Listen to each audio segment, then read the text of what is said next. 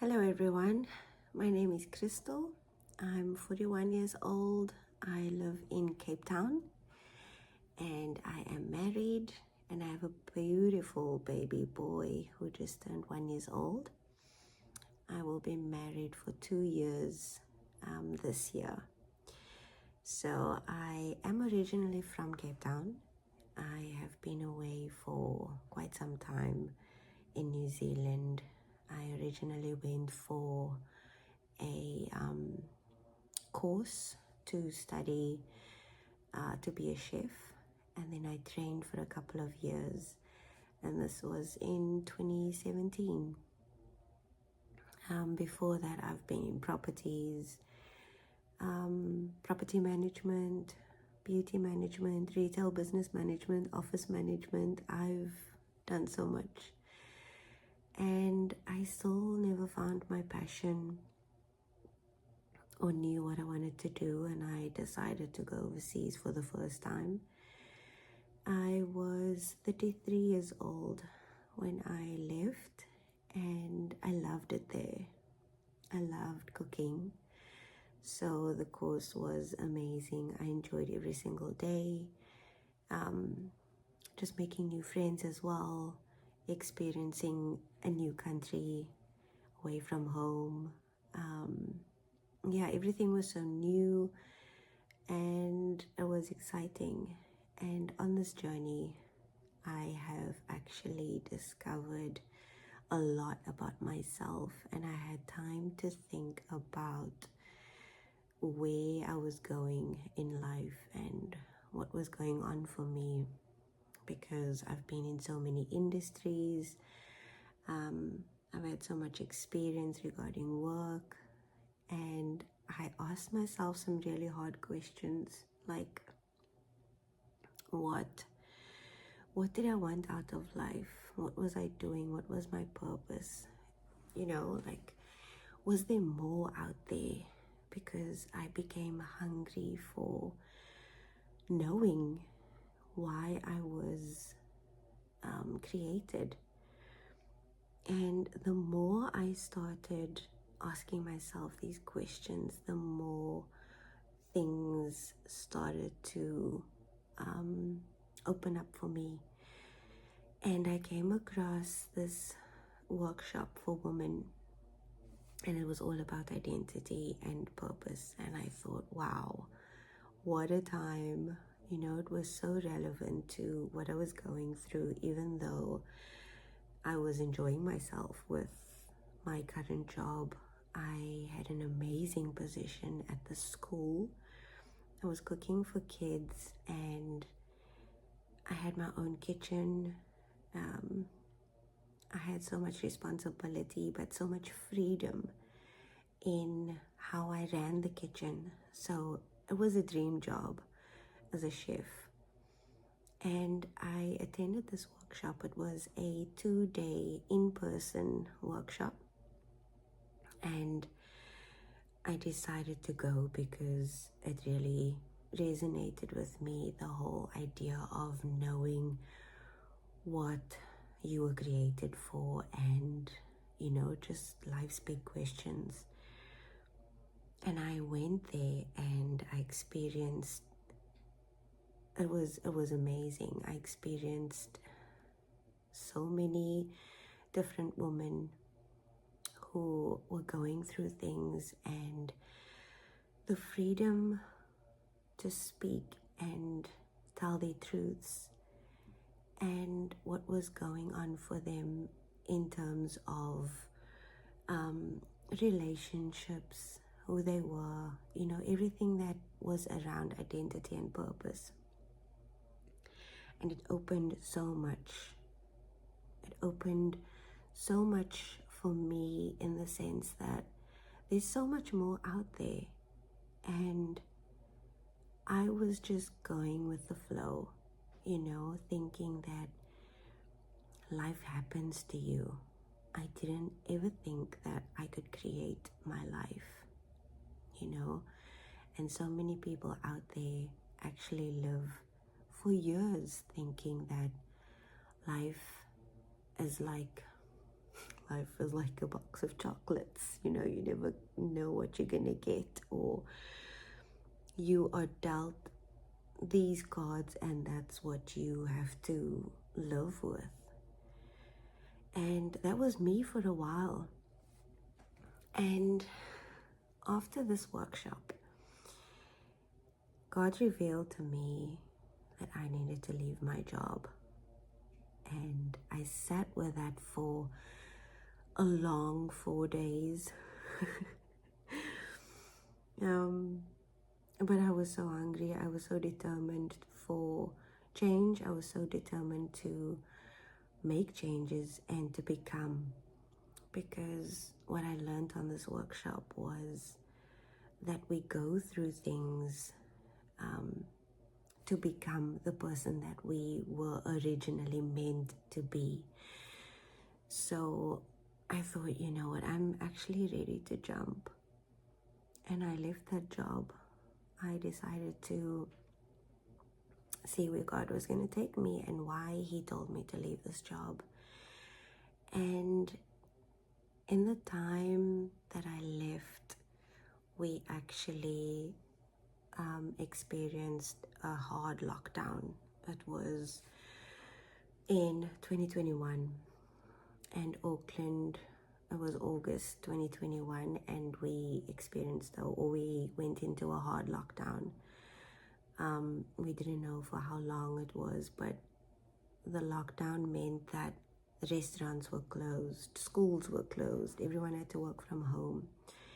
And being in the hospitality industry, it's not like you can work from home because, who are you going to cook for? So I decided, wow, okay, it's lockdown. I resigned. What do you want me to do, God? And I started journaling. I started meditating, because this was also new to me, meditating and journaling. I was asking God some questions, and I took the time to actually listen, because again, growing up in the religious system, or the church system, where I just knew that I prayed, but we never really practiced time to listen, because God also speaks to us and He answers our questions, and He has something to say regarding everything in our lives. And I took this time to meditate and listen to what God was saying to me. And in this time I was journaling, and so much was revealed. God took me back to my childhood, and this is when my healing journey began. To my childhood, things that I've gone through, things that has happened, and this healing journey was so real, it was so deep, it was so raw. And the best part about it, and also the scariest part, was that I did not have any family or friends with me. I was in a foreign country, and I've had to go through this by myself. So the only voice I really had with me and trusted was God's voice, His guidance, and I gave Him full permission to take me on this journey and to show me things that I never knew He could show me, So some time went by, and I really felt this pull to come back home. And initially it was just for a visit, because I felt like I was planted in New Zealand for something, to start something, but I didn't know what. And I was brave to book a one-way ticket back home. So I got back, and this was in 2022. So I get back completely different, completely changed. And it was scary for me, because I thought, well, what am I gonna do? And first of all, are my friends gonna accept me because I'm not the same Crystal anymore? So, yeah, it was scary, but it was exciting. I got back and reconnected with a few friends, caught up with family, and you miss out on all these events and birthdays and anniversaries. And the first few months was great. I reconnected with an old school friend of mine. We've always been in touch, and the more we connected, I felt that God has also taken him on a journey, because he's been away from home for the same amount of time that I was away. And we then discovered that we left Cape Town, but we came back to Cape Town on the same day. And that was crazy because we lost contact after, or just before COVID. We lost contact, and we realized that, or discovered that, we decided to come back home on the same day without even knowing. And then things just started to get interesting. The more we connected and the more we got together, catching up and just finding out what was going on in those years for one another, how we've grown up. Because when we, after school, we weren't close friends, but we've stayed in contact, and now we're just connected on a deeper level. And the following year, we started dating, and then he also proposed, and we got married in 1 year. So that story, it's crazy. It gets me every time. Just looking back on what I was asking God for, because I was a young girl, and I was disappointed in so many relationships, and I didn't know that it was based on trauma and things that I've gone through, and I've made decisions based on that. But my healing journey has helped me so much in terms of going back and healing that little girl, healing that teenager, that young woman. And he showed me that he's been with me all this time. And what was so amazing is that I could go back and feel what I went through and just forgive myself and love myself through that process, because I realized that after all these years, I resented everything that I went through, but also who I've become, and I judged myself. I didn't know that I had this resentment and hate towards myself. And what I did was something, some people might know this, it's the mirror exercise, but for me it was the first time for me, and it was so unique. Because again, I didn't have family or friends with me, but God guided me in how I would do this and how he would heal me. And it started with just looking at myself and seeing me. I couldn't do it for the first day or two because it was hard. I didn't know what to do. But then the more I just looked at myself and acknowledged that little girl, that teenager, that young woman, my heart just went soft, and I could hold her, I could love her, put my arms around her, and just embrace who she was. And now when I look back, I'm so grateful for that, for doing that exercise, because it has helped me so much.